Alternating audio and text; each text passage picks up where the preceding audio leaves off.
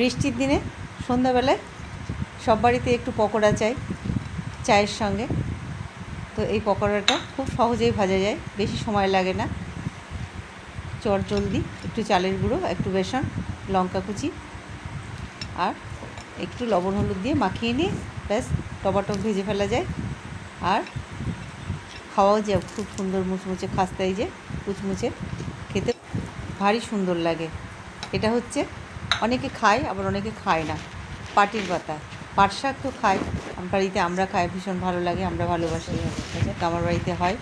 তো পাটির পাতা এলে আমি পাটির পাতার এইভাবে পকোড়া ভাজি, আর খুব তাড়াতাড়ি হয়ে যায়, যেহেতু নরম জিনিসটা, সময় লাগে না। অন্য বেগুনি করতে অনেক সময় লাগে, আর ভাজা হতে সময় লাগে, যে কোনো পকোড়াই সময় লাগে, কিন্তু এই পাট পাতা একদমই সময় লাগে না। ভাজাও হয় খুব তাড়াতাড়ি, খাওয়াও যায়, পুড়িও যায় খুব তাড়াতাড়ি। তো কেমন হয়েছে আপনারা বানিয়ে দেখবেন।